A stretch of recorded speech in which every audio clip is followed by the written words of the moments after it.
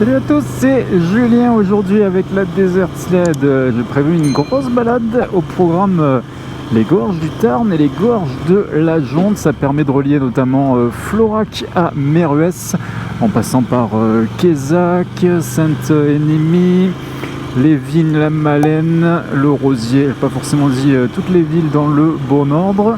Et donc la première étape, c'est de rejoindre Florac. Donc là je fais Saint-Jean-du-Gard, Florac par la D907, c'est-à-dire par la vallée Borgne. C'est une route alternative à la corniche des Cévennes. C'est beaucoup plus étroit, plus petite route, moins empruntée. Donc ça permet aussi de varier les paysages et les types de routes. Pas tout le temps vous montrer la même chose. Donc depuis Montpellier, Florac, il faut compter 2h15 à peu près. Et une fois que vous êtes à Florac, vous suivez le circuit des gorges du Tarn. Donc là, on est le week-end de Pâques, à quelques heures malheureusement du 3e confinement en France. C'est pour ça que j'ai décidé de faire une grosse balade, de quand même beaucoup rouler sur la journée.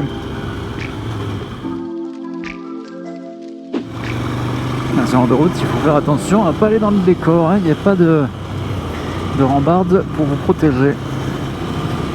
Petit tunnel des Macaires ou Maqueres, non plutôt Maqueres. Ah, la maison est habitée là, je savais pas.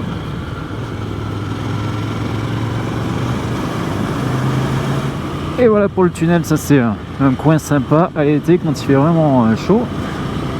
Ça permet de se rafraîchir. Donc en direction de Rousse, une vingtaine de kilomètres de Florac qui sera le point de départ pour les gorges du Tarn. Donc on se retrouve un peu plus tard sur la route. Voilà pour Florac, plein d'essence à la station d'Intermarché du côté de la sortie nord de Florac. Et là on va pouvoir attaquer ce qu'ils appellent le circuit gorge Écosse, donc pour faire les gorges du Tarn, les gorges de la Jonte et l'Écosse. Effectivement, c'est une autre partie sympa, mais ça fera l'objet d'une autre balade, d'une autre vidéo. Et voilà, la route est à nous. Là on est vraiment sur la portion typique des gorges. Vous avez le Tarn sur la gauche, la montagne à droite.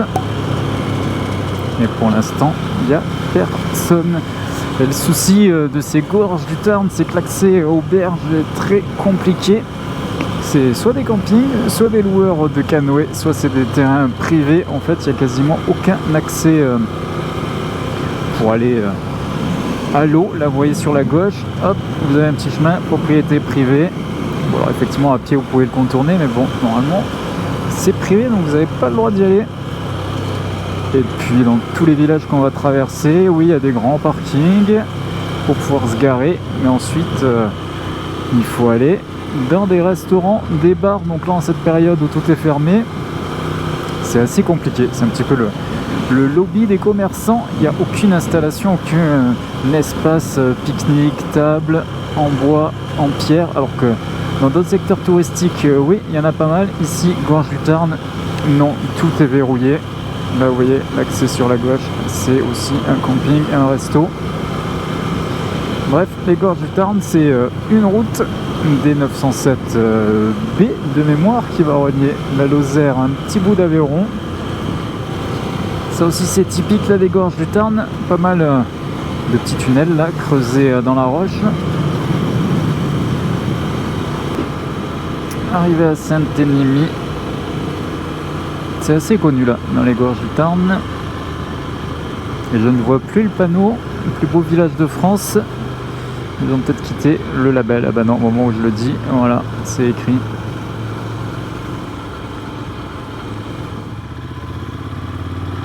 Ah, il y a quand même du monde. Il n'y a personne sur la route, mais tout le monde était arrêté ici.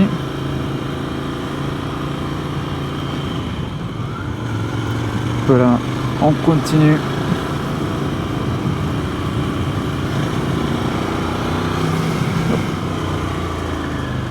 Allumez vos feux, c'est bon. Moi c'est éclairage automatique. Cirque de Saint-Gély du Tarn. On peut le prendre en descendant là à gauche avec le petit pont. C'est assez sympathique. Moi là j'ai pas prévu de m'arrêter. On voit le pont d'ici.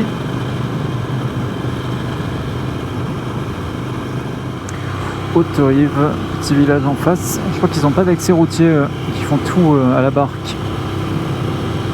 Mais vous voyez, une espèce de treuil là, ça permet de faire passer les affaires. Là on a la route typique des gorges du Tarn. C'est un sens unique. Dans ce sens on est en hauteur, dans l'autre sens ils sont en bas. Parce qu'on va d'ailleurs faire le tour, on va faire la boucle. Ouais, puisqu'il y a une zone où on peut s'arrêter.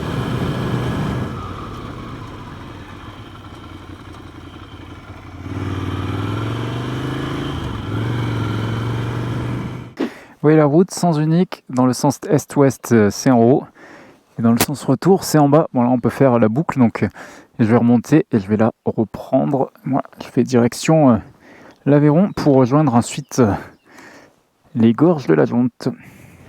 C'est bon, j'ai changé de place la GoPro, je l'ai mis à l'avant. Et donc là, hop, on peut revenir dans ce sens-là. Donc si vous voulez, vous pouvez faire le tour indéfiniment. C'est d'ailleurs le rare endroit où il y a une zone de pique-nique, sans restaurant, sans rien. Juste là, sur la gauche.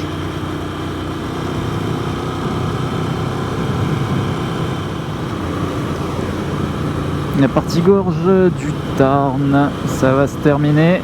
Donc là, tout droit, vous allez sur Millau.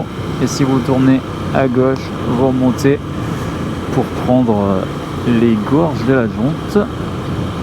Et c'est justement le programme de la balade. Gorge de la Jonte à gauche.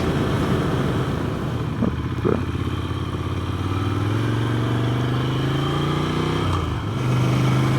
Et voilà, commune du Rosier en Lozère. Circuit, gorge de Gosse, voilà, j'ai pas menti. Voilà, on attaque les épingles. Bien sûr, si vous restez dans les gorges, c'est une conduite plus tranquille. Voilà, ça permet d'avoir une belle vue. Et voilà, petite bifurcation sur une petite portion du Causse Noir.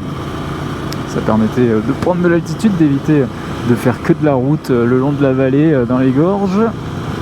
Et c'est pas pour rien que ça s'appelle le circuit gorge et Causse, hein. On peut faire les deux en même temps. Et donc là je vais rejoindre un petit hameau pour redescendre sur les gorges de la Jonte.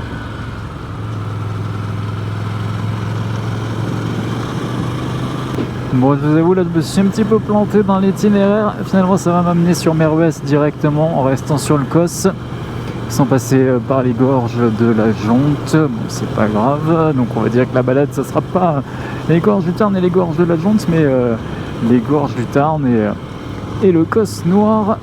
Voilà, et en tout cas là la route elle est vraiment dégueulasse. Mais cette route, même si c'est une erreur dans le parcours, c'est la première fois que j'ai l'occasion de la prendre, donc une bonne découverte hein, finalement, alors que si j'avais suivi les gorges de la Jonte, je connaissais. Retour sur l'itinéraire initial, voilà pour ces gorges du Tarn, finalement que les gorges du Tarn, il n'y aura pas eu les gorges de la Jonte. Là moi je vais poursuivre, mais c'est pas possible, à l'heure où il allait. Non mais j'en reviens pas, il a failli me défoncer. Donc voilà, moi je vais poursuivre sur le mont Aigual, redescendre, gorge de l'Hérault, retour sur Montpellier. Je pense que ouais, 2h15 de temps restant. Un petit peu optimiste là le GPS, hein. C'est les zones de montagne, il a du mal à comprendre qu'on roule moins vite que les limitations. Bref, moi je vais faire ma pause déjeuner et on aura l'occasion de faire quelques minutes encore ensemble.